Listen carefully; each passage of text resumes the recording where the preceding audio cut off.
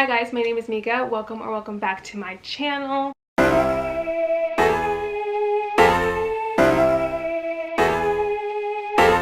So it's officially the end of the year and 2020 has been an experience, to say the least. I think it's time we take all the negativity built up in our souls and we leave her behind, because we are not bringing her into 2021. We've had enough. So I thought it would be really fun to come on here and film a Bookish Pet Peeves video. I've always wanted to do these. I used to love watching these back when I didn't have a channel and would just watch BookTube. Also, opinions do change, so in a few years I want to be able to look back on this video and see if any of these things bother me still. Who knows? I'll probably get over it or have new ones. And I do want to give a disclaimer that this video is just for fun, and that something that personally bothers me might not bother you, and vice versa. No one has the same way of thinking, and that is totally okay. Before we get into my Bookish Pet Peeves, I want to say thank you so much to Book of the Month for sponsoring today's video. So I have worked with Book of the Month before, and if you didn't already know, Book of the Month is a monthly subscription service, and I love it because it basically gives you 5 new adult releases, or just new releases in general, and you get to pick one out of those 5 books for it to be delivered right to your door. I think it's really cool because I know a lot of people don't really have all the time in the world to kind of just figure out what the new releases of the month are. So Book of the Month takes care of that for you, and that's great. There's so many different options to choose from, which is something that I also really like about them. They're also risk-free, which means you can skip any month depending on if you don't have the funds for that month, or if you just aren't really liking the picks that they have for that month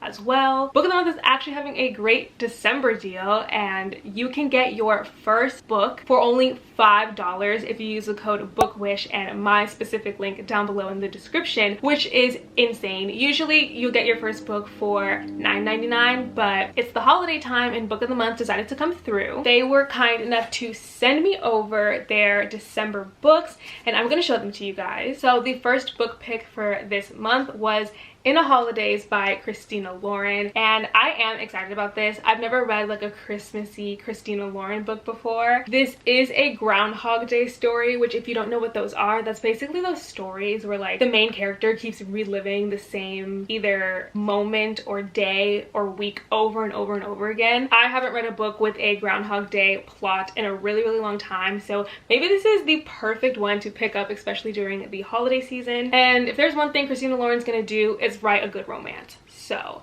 I'm ready for this. The next book is The Wife Upstairs, and this is by Rachel Hawkins. So I don't really know much about this one other than the fact that it is a thrilling take on Jane Eyre. Sounds interesting. I always think the plots to thrillers sound so interesting. The next book is This Close to Okay, and this is by Lisa Cross Smith, and I believe this is about these two strangers who meet and have a life-changing weekend, and a very emotionally charged weekend. Chance encounter stories always get me because then I think I'm gonna have a chance encounter story. The next book is The Office of Historical Corrections, and this is by Danielle Evans. I believe this is a novella with a bunch of short stories inside of it. It says, moving between humor and grief, Evans portrays characters who are experiencing the universal confusions of lust and love and getting walloped by sorrow, all while exploring how history haunts us personally and collectively. Ultimately, she provokes us to think about the truths of US history, about who gets to tell them, and the cost of setting the record straight, which sounds really good. And then the last one that I'm going to show you guys is one that I'm personally the most excited about, and that is People Like Her by Ellery Lloyd. This says followed by millions, watched by one. So this is about a social media influencer, and she is basically getting stalked. And it says a razor sharp, wickedly smart suspense debut about an ambitious influencer mom whose soaring success threatens her marriage, her morals, and her family's safety. The drama. They also always send bookmarks, and this month's bookmark just says mind if I cut in, with a little open book at the end. So if any of these held your interest, make sure you use my link down below in the description along with the code BOOKWISH to get your first Book of the Month box for only $5. I still stand by the fact that that is amazing, and I hope you guys get your hands on that. Okay, so I have all of my pet peeves on my phone, and it's just funny, I'm reading them and I'm like, these are all such minuscule things that really don't matter in the grand scheme of things. But so my first pet peeve, I feel like is a common one. I feel like I've seen this in other people's bookish pet peeves and it bothers me as well, and that is having a series in different formats. So like one being in paperback and the rest of the 3 books in the series being in hardcover. Especially if it's like a middle book, you know what I mean? Like if it's the 3rd book in the series and I'm like, what? Like why? It honestly doesn't happen to me that much anymore because I'm like really specific with making sure my series match. For me personally, it's for aesthetic reasons. So if I'm going to put it on my shelves, I don't want it to like not match with the other books. So usually what I'll do is I'll take off that specific book that doesn't match and put it on a different shelf. Is that extra? Probably. If I have like one book in a series and it's a paperback, I'll just go out and buy the hardcover. So yeah, if I'm gonna have a series in paperback, I want all the books in paperback, and if I'm gonna have a series in hardcover, I just want all the books in hardcover. Something small, but it irks my ears, okay? The next one is physical books that don't have a table of contents. This is so weird to me because a lot of the time if I'll read a book on my phone, it'll have a table of contents, but if I read that same book physically, it doesn't have a table of contents, and it pisses me off so much because I'm like, if I know what chapter something happens in and I want to go look at that chapter, I have to literally like flip through the entire book and be like, okay, I think it happened around this part in the book, but I'm not really sure. And if we had a table of contents, none of that would happen. Like we would just be fine because we'd go to that one page and it'd have all the chapters and like what page they started on. I feel like books used to have that, at least when I first started reading, so I don't know what changed in publishing. I don't know if maybe it was a fever dream and books really didn't have a table of contents like that. Okay, this next one actually like makes me so mad. It's uneven dust jackets. Oh my goodness, this bothers me so much. It's one of those things that I feel like it could be easily fixed, but I don't know why, me personally, I feel like I mess up the book when I try to fix the dust jacket. Okay, so a perfect example of this would be my copy of This Savage Song. It's not that bad anymore because I did fix it when I got it in the mail, but it came really uneven. So the back of the dust jacket was like way up here, and I didn't know what I was doing, so I kind of messed up the book a little bit, and you can't really tell, but in the front there's like just all here and all here is a little, she's a little worn out because I didn't know what I was doing. This Savage Song was the first book that I got that had an uneven dust jacket, and ever since then, now whenever I get one, I'm like, not this, not this. Okay, so the next one is the fact that if you buy a physical book, you don't get the ebook with it, which I know that one's kind of unreasonable, but I just personally love switching between reading my books physically or like reading it on my phone or my iPad. But I wish there was like a code maybe, or like something you could do that if you got the physical book, you just got the ebook with it. Is that's a little bit extra, but it's just something that popped into my head one day because I really wanted to turn off the light, but I also really wanted to read. Okay, this next one, I'm sure most of you guys are gonna agree with me on. I feel like everyone, maybe there's some people who don't mind this, but I think most people who are avid book collectors and avid book readers hate this, and that is stickers on book covers. And not the type of stickers that you can take off, like the ones that you can't take off are so frustrating, especially because most of the time it's saying soon to be a major motion picture, and then you get the book, but then in a few years it's not going to be a major motion picture anymore, or like a new major motion picture, so now you just have a sticker on the book and it looks stupid, you know. A great example of this would be The Sun Is Also a Star. It says soon to be a major motion picture on the cover, and when I got these, I originally thought you could take off this sticker, and you can't. And it's not that bad. I mean, clearly I still have the book like displayed on my shelf, so I don't really care that much, but it's just gonna bother me. Like there's this white spot where all this pretty coloring could be, you know. Okay, the next one that really bothers me is the new style of romance book covers. And here's the thing, I actually like the art style itself of the romance book covers because I think it's good in telling like the type of romance book that I'm going to get, if that makes sense. Like I know what I'm getting myself into when I see a romance cover that looks like You Deserve Each Other or Fix Her Up. Like I know what I'm gonna get when I go into that. But the fact that we can't find a new color, like these books, these are literally the same exact color and the same exact art style, to the point where my mom always asks me, didn't you already read that book? And I'm like, no, it's the fact that they are just identical. And now I have read both of these, but at the time I remember I was reading this and she was like, I could have sworn you already had that book. Like, can we just come up with some new colors? Please. Like, there's no reason these should be the exact same shade of blue. And I can also say the same thing with this one, The Friend Zone by Abby Jimenez, and Instant Karma by Marissa Meyer. This one's a hardcover, this one's a paperback, but they are still the exact same shade of blue. This color's pretty, it's just, they just look the same. They all just look the same to me now. Okay, so my next bookish pet peeve is overly explained book synopsis. Synopsis,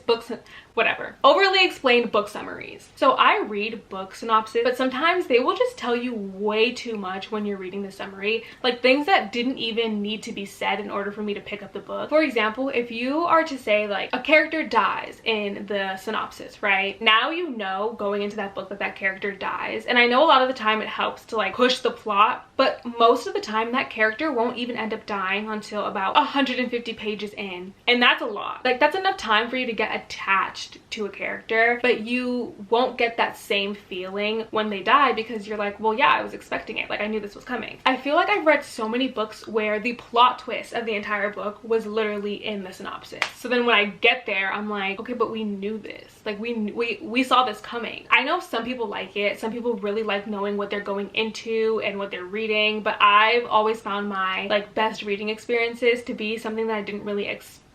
I like knowing what the overall book is about. So if it's about fairies, is it, you know, a princess tries to take back her kingdom type of story? Is it a paranormal romance? Like little plot details I don't mind knowing, but when they go, sometimes they go in and it's like, this is the main character and she does this, this, this, and this, and then this person dies and then this person dies and that's when she decides that she's gonna do this. I'm like, I'm overwhelmed. Like I didn't need to know all of that. And the next book pet peeve that I have is these covers. I don't know if you can tell, but these covers are just so easy to get like handprints and fingerprints and just oiliness all over them, and it bothers me so much because it's like they're beautiful. You can just see all the imperfections on the cover itself. I feel like these types of covers is what caused me to always read my books with the dust jacket off, because like I just wouldn't want it to get super oily and super dirty. So now that I've talked about all the bookish pet peeves and things that just really bother me when it comes to books, I want to tell you guys some bookish things that I actually love. So the first thing is playlist at the end of books. I love that so much. Usually I see that in new adult stories or even just like adult romance. That's usually where I tend to see playlists in books, but I think it's just such a good idea because not only do you get to see like the author's music taste, you get to see what kind of like mindset they were in as they were writing, which I just think is so cool. And also I find really good music sometimes from playlists in books. I think Penelope Douglas has a book called Misconduct and there's a playlist in that book, and I found a few really good songs that I now listen to this day because of that book. So the next thing I really love in books is when they have pronunciation guides. Now if I see a hard name, there is a 99.9% chance I'm most likely just skipping over it every single time I read it. If I see a name and it's 17 letters long and the letters just aren't even adding up next to each other, there's no way. Like my brain is just gonna hop over that name real quick and continue reading the rest of the story. But when there's a pronunciation guide, you don't really have to worry about that because it's way easier. Like I know a lot of people when they first started reading Avatar, for example, kept saying Reese's name is Rice, which makes sense because a lot of like you just see those letters together and you're like, no, that's Rice. So yes, I do love me a good pronunciation guide. And the last thing that I really love in books is pretty art inside of the book or underneath the dust jacket or like on the sides of the dust jacket. I feel like books don't tend to have this, but when they do, it just makes me so much more inclined to actually pick up the book. Like I get so excited, I'm like, please, I want this and I want it now. The book could probably like not even interest me at all, but as soon as I see pretty art, I'm like, okay, but I kind of want to read that now. And that brings us to the end of this video. Before you guys go, I just want to say thank you so much for 20k subscribers. I'm just so forever grateful and so thankful that people actually care to like hear what I have to say and like talk about books. That's just insane to me. But I do plan on maybe hosting a giveaway, and if anything, I'll probably talk about that in my next video, which should be my bookshelf reorganization video, which means bye-bye these bookshelves. They will be missed. I might like still steal some of the ideas I had on this shelf and add them to my new ones. Anyways, that's off topic. Again, I just want to say thank you guys so much. I am just forever grateful, and hopefully I can figure out what I want to do for the giveaway by the time I film my next video. Also, do not forget to check out Book the Month in order to get your first book for $5 if you use the code BOOKWISH, and my link down below in the description box. Let me know what your bookish pet peeves are down below. I'd really like to know them. I know a lot of mine are really silly and dumb. Like I said, it's been 2020. This year has been awful. We're releasing all this negative energy and we are going into the new year strong. If you made it to this point in the video, I want you to leave a Christmas tree emoji down below in the comments. If you want to find me on social media, all my social media will be linked down below. Thank you guys so much for watching, and I will see you all in my next video. East and the west, I'm racking up on my breath, power on me, I'm feeling just like a Tesla. Too much tree, the smoke is making my chest hurt. Girl on me, I'm thinking I should've rest her. Hey, I'm thinking I should've rest all night long. She putting me to the test, got a lot on, I'm trying to take out the rest.